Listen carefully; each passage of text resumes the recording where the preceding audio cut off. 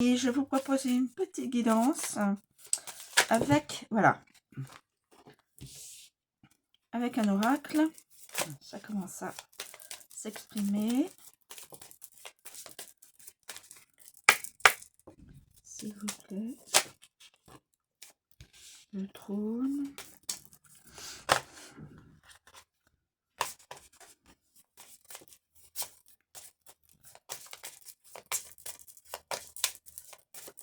Alors, s'il vous plaît, pour une situation actuelle ou future très proche. S'il vous plaît.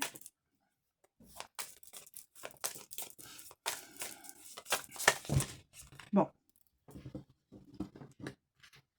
Alors, nous avons le séraphe et nous avons Ra.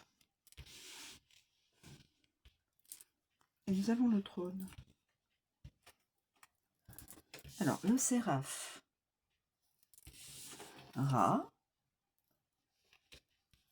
Janus et le trône. Alors, nous allons voir un peu quelle est cette guidance, à qui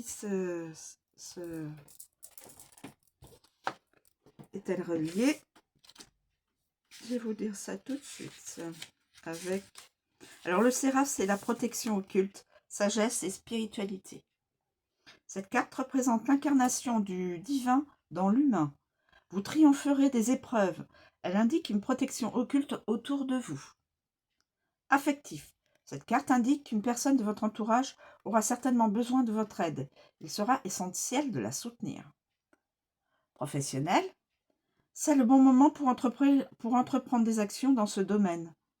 Cette carte annonce un aboutissement concernant votre activité. Bien. Ensuite, Ra.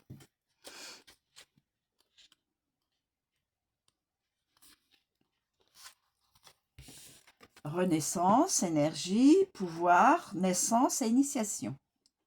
Cette carte est l'une des plus positives. Elle promet une renaissance en cas de situation désespérée. Elle représente les forces occultes autour de vous, mais également celles qui sont logées au fond de vous. Affectif. Si vous traversez une période difficile concernant ce domaine, cette carte vous promet une issue rapide et favorable. Si vous êtes dans une situation différente de celle-ci, cette flamme présage alors une naissance, une maternité. Et si vous êtes célibataire, elle est la promesse d'une formidable rencontre. Professionnel, cette carte annonce le commencement d'un nouveau projet. Elle présage une rentrée d'argent, une promotion ou une augmentation, mais également, si vous êtes sans emploi, le succès de toutes vos démarches professionnelles.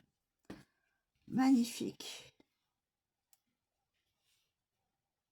Très belle. Très bonne carte. Ensuite, nous avons Janus.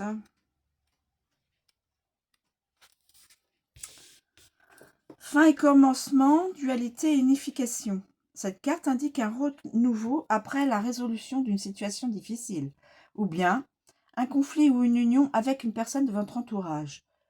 Temporellement, elle représente une année entière. Enfin, elle protège les voyageurs. Donc tous ceux qui se déplacent, quel que soit le mode de transport, ont la protection de cette carte. Janus, alors, affectif. Janus est le protecteur aussi des foyers. Donc les couples sont protégés. Cette carte symbolise une union. Mal entourée, ça ne se peut pas. Professionnel, il peut s'agir d'une union. Les cartes, voilà. Il peut s'agir d'une union avec une... il peut s'agir d'une union. Comme il n'y a pas de carte négative, ça peut que représenter une union. Peut-être quelqu'un qui... une union peut-être dans une entreprise, hein, dans un travail, ou un contrat, je pense. Voilà. Et puis le trône,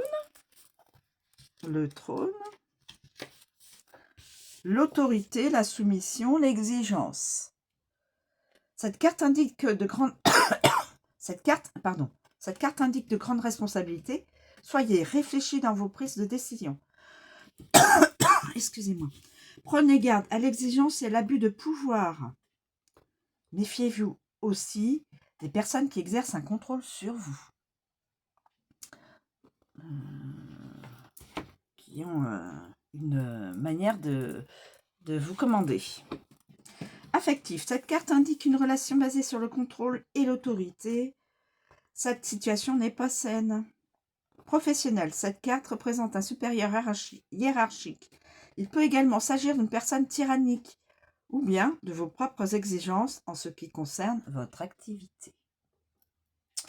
Voilà, tout est dit. Je ne sais pas à qui correspond cette... je pense à un masculin et une féminine. Voilà. Je vous remercie de me suivre, je vous souhaite une très bonne journée et je vous dis à bientôt.